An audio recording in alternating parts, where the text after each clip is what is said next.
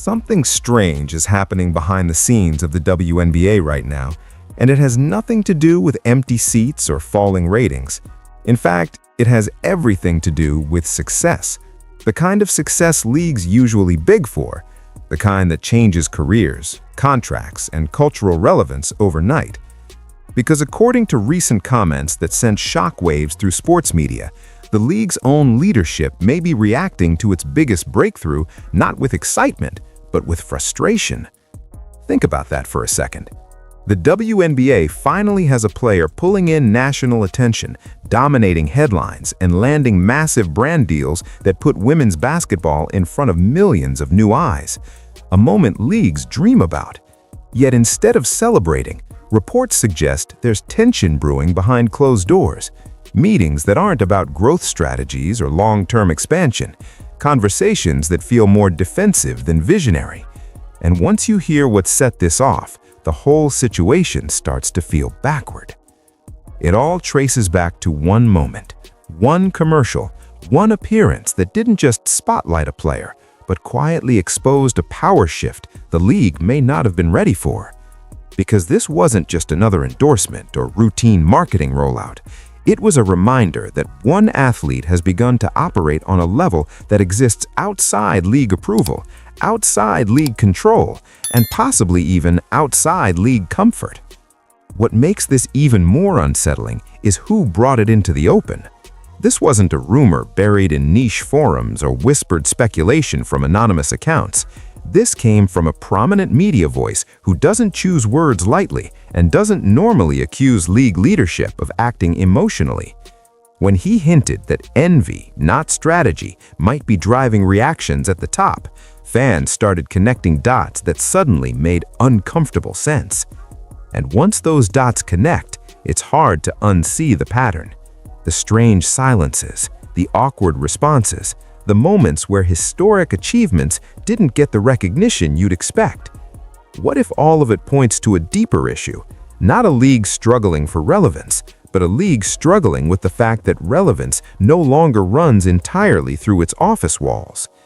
Because when a player becomes bigger than the institution meant to showcase her, everything changes. Control shifts, narratives fracture, and leadership is forced to either adapt or react.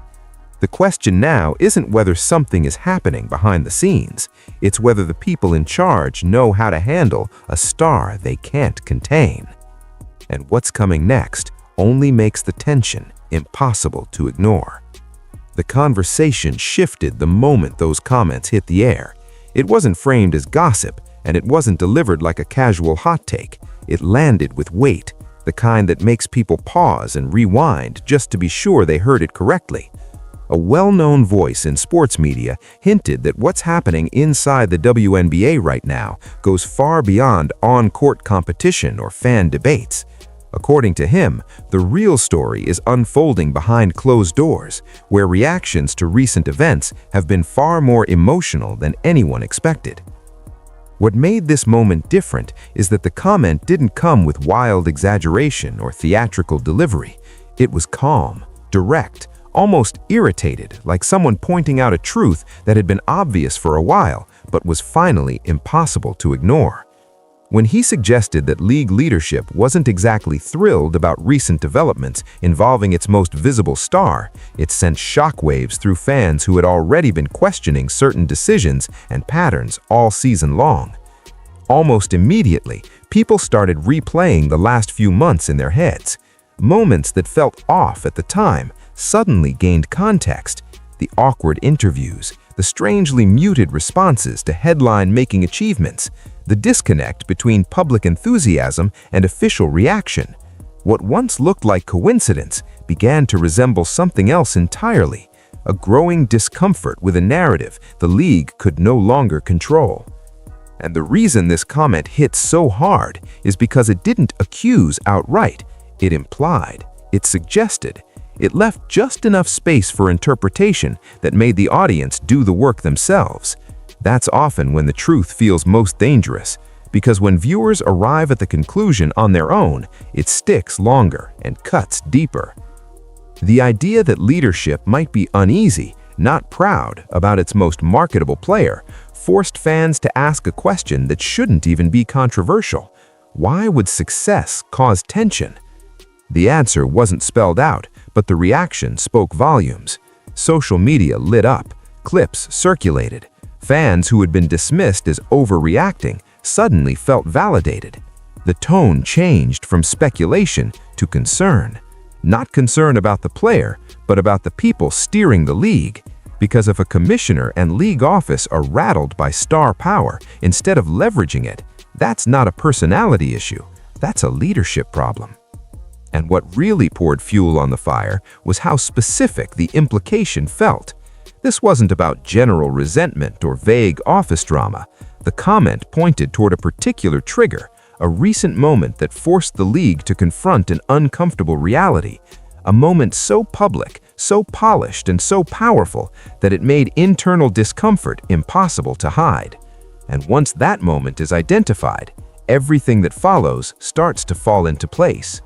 Everything seemed to trace back to a single moment that, on the surface, should have been harmless, even celebratory. A national commercial featuring Caitlin Clark dropped, and within hours it was everywhere, not just on sports pages, but across mainstream culture. High production, clean visuals, confident tone, the kind of spot usually reserved for athletes who've already crossed over into something bigger than their sport. And that's exactly what made it different. This wasn't the kind of ad that subtly introduces you to a player and reminds you what league she belongs to. It did the opposite. It presented her as a standalone figure. No hand-holding, no league branding doing the heavy lifting, just presence. The message was clear without ever being said out loud. This athlete doesn't need an institution to validate her relevance. She already has it. According to reports circulating from media insiders, that commercial set off serious tension inside league offices. Not public outrage, not statements or leaks at first, just anger behind closed doors. Meetings that weren't about how to build momentum, but about how this slipped through without control. Because what the commercial represented wasn't just marketing success, it was independence. It showed the world something leadership may not have been ready to admit, that Caitlin Clark's visibility and market value don't hinge on the WNBA's promotional machine. Brands aren't waiting for league approval, they're chasing her directly. And when a player is able to command that level of attention on her own terms, the usual hierarchy starts to crumble. Reports claim the frustration came from the realization that the league wasn't the gatekeeper anymore, that a rookie, someone still earning a comparatively modest paycheck on paper, had already built an off-court presence powerful enough to rival the league's own branding efforts. That's not just uncomfortable, it's destabilizing if you're used to controlling the narrative. And it wasn't the money alone that caused the reaction, it was the optics. When fans saw her polished, confident, and positioned like a generational icon, it highlighted a contrast the league would rather not confront. The production value screamed big time. Meanwhile, official league content still struggled to break through algorithm noise. Side by side, the difference was impossible to miss. That commercial quietly asked a question no one in leadership wanted asked out loud. Who's really driving interest right now? Because if one player can shift attention this dramatically without the league's help, then maybe the league isn't the star of its own story anymore. And once that realization sets in, the discomfort doesn't fade, it grows. Here's what makes the reported reaction so hard to understand. In professional sports, superstar commercials are usually treated like gold. They're free advertising on the biggest stages, paid for by brands instead of the league. When a player lands a national campaign, it normally triggers celebration behind the scenes. Executives share the clip, marketing teams study it, sponsors take notes, everyone wins. That's because in most leagues, star power trickles down. A high-profile ad doesn't just elevate the athlete, it elevates the entire product. Casual viewers who've never watched a game suddenly know a name, recognize a face, and feel curious enough to tune in. Jerseys sell, ticket demand bumps up, media coverage expands. It's a textbook cycle, and every major sports organization understands it. Historically, leagues have bent over backwards to align themselves with their stars' success. They amplify commercials on official accounts, they issue congratulatory statements, they lean into the moment and position it as proof of cultural relevance. It's not ego, it's basic business sense. When your star shines, the league basks in the glow. That's why the reported discomfort surrounding this situation raised eyebrows, because reacting negatively to a player's commercial success goes against everything modern sports marketing teaches. It suggests that the win wasn't being viewed as collective, that instead of seeing momentum, leadership may have seen competition. And that's where things start to feel less like miscommunication and more like a deeper issue. Because if a league can't celebrate its most visible athlete landing premium exposure, it hints at an anxiety that has nothing to do with growth. It hints at fear of being eclipsed, fear of losing narrative control, fear that the audience might connect with the star before they connect with the institution. Under normal circumstances, that wouldn't be a threat. It would be the goal. But when prestige and authority are tied closely to image, a player operating independently can feel like a challenge rather than a benefit, especially if that player didn't rise through the league's carefully managed marketing pipeline. And once success stops being celebrated because of who gets the credit, the logic flips entirely. Because at that point, it's no longer about building the sport, it's about maintaining control. And that shift sets the stage for everything that comes next. What's really sitting at the center of this tension is a power shift that very few people in professional sports are prepared for, especially when it happens this fast. For decades, leagues have held the upper hand.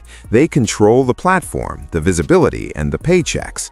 Players rise, but only within boundaries set from above. That structure keeps everyone in line and keeps authority clearly defined. Until someone breaks it. Caitlin Clark did exactly that, not through rebellion, but through relevance. Her on-court salary is modest by professional sports standards, yet her off-court earning power tells a completely different story. Endorsements, sponsorships, and national exposure have turned her into a self-sustaining brand. That matters more than people realize, because when an athlete no longer relies on the league for visibility or financial security, the balance of power quietly flips. Independence changes everything. It means a player can speak freely, choose partnerships selectively, and walk into negotiations from a position of leverage rather than survival. It also means disciplinary pressure, subtle pushback, or quiet sidelining tactics lose their effectiveness. You can't threaten someone with obscurity when they've already outgrown the system meant to elevate them. This is where discomfort sets in for leadership. Power isn't just about titles or authority on paper. It's about influence, attention, who the public listens to and cares about. And right now, the reality is hard to deny. When Caitlin Clark does something, it dominates headlines. When league officials speak, the reaction is often muted or ignored altogether. That reversal is jarring for an organization built around centralized control. What makes this even more unsettling is how early it's happening. This isn't a late career icon slowly transitioning into independence. This is someone still new to the professional level, already bending the structure around her. That kind of acceleration leaves no time for leadership to adjust, no buffer, no gradual shift, just exposure. And when power shifts faster than institutions can adapt, responses tend to become emotional rather than strategic. Instead of leaning into the moment, protecting the asset, and redefining roles, people cling tighter to authority they feel slipping away.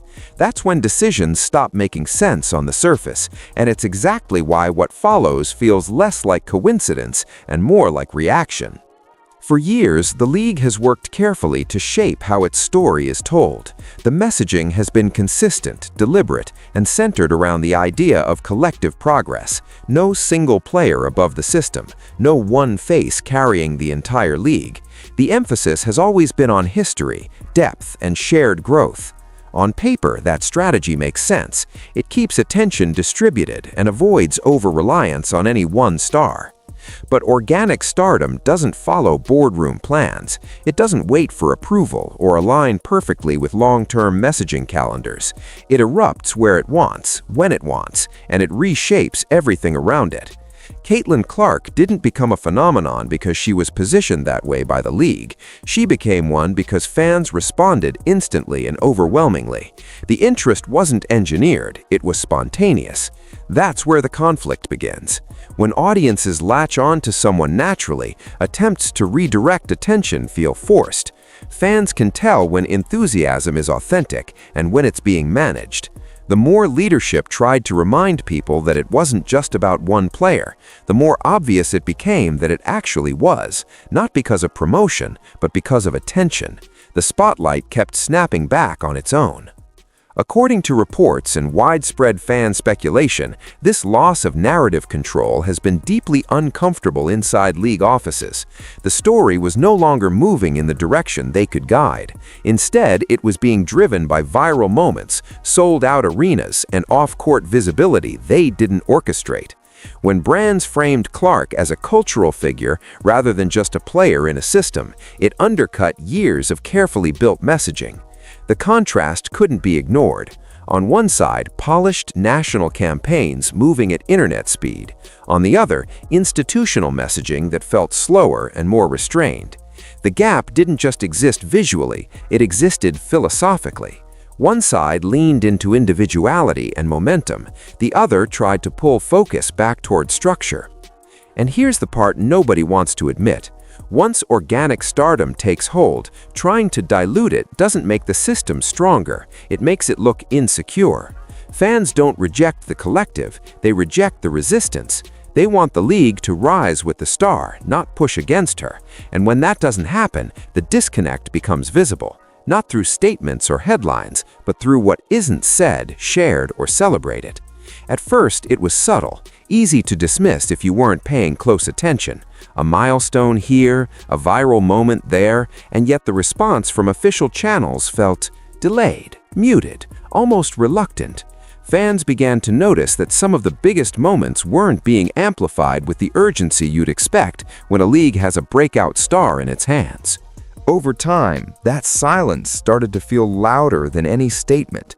Supporters online began pointing out patterns, highlights appearing later than usual, achievements acknowledged with minimal fanfare, major off-court wins passing without so much as a repost.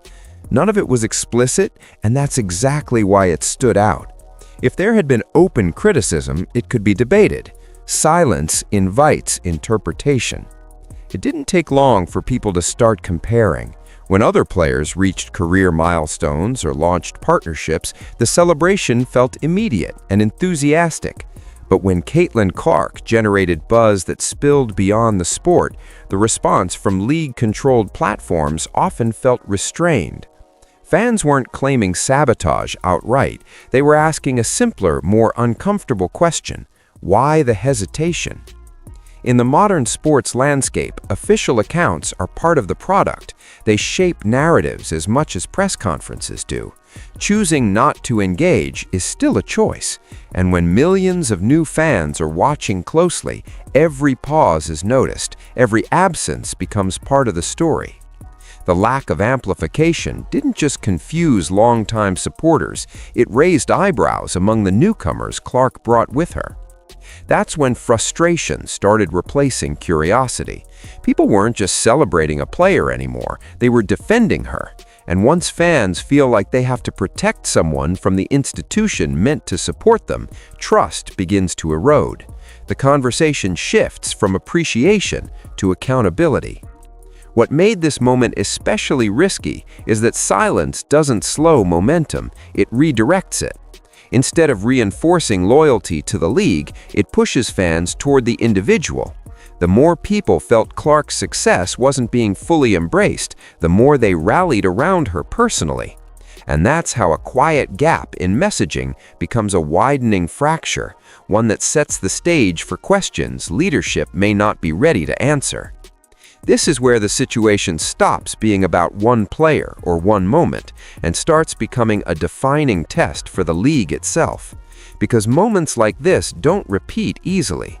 Generational attention doesn't politely wait until leadership is ready. It either gets captured and expanded, or it slips away. And how the league responds right now will likely shape its trajectory for years. When a sport is presented with a figure capable of pulling in casual fans, mainstream brands, and global attention, the smartest move is alignment. Not control, not resistance, alignment. That means embracing the momentum, adapting structures, and letting the wave carry the entire product forward.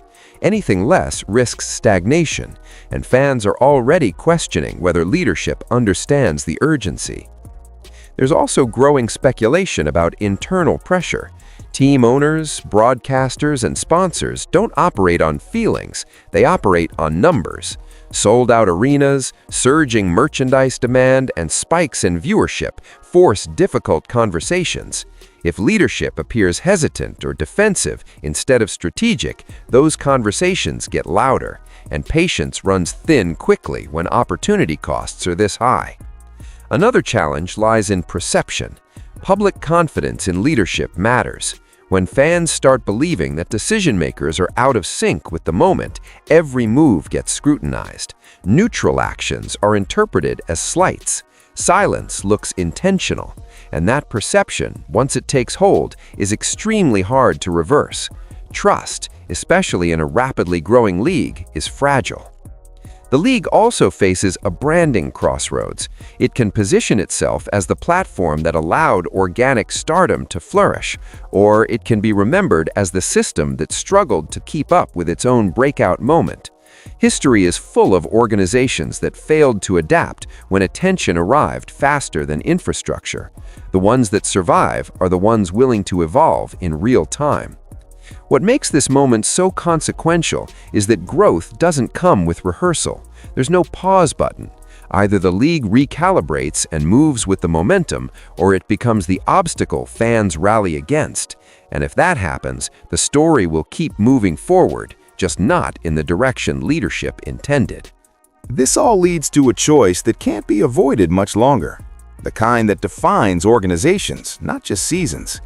Because what the league is holding right now isn't a problem to manage, it's a rare opportunity to expand its reach in ways it's never experienced before. Moments like this don't come with guarantees, and they don't come often. When they do, they force clarity. You either step forward into growth, or you resist and get left behind. Caitlin Clark's rise represents more than popularity or endorsement deals. It represents a shift in how audiences discover and connect with the sport. Fans aren't waiting to be told who to care about. They're choosing for themselves, and they're doing it at scale. That kind of organic attachment is incredibly difficult to manufacture and even harder to control once it takes hold. Trying to contain it only accelerates the divide. The real dilemma is whether leadership sees this moment as a challenge to authority or a catalyst for transformation, because those two mindsets produce very different outcomes. One builds infrastructure around momentum, the other quietly pushes against it, and history isn't kind to organizations that mistake relevance for rebellion. What happens next will reveal everything, not through grand announcements or carefully worded statements, but through actions. Through who gets amplified, through whose success is embraced without hesitation, through whether the league chooses to grow alongside its biggest star or continues to act as if acknowledging her influence comes at a cost. The golden opportunity is already here. The question now is simple but uncomfortable. Will the league rise with it or fight the very momentum it spent years trying to create?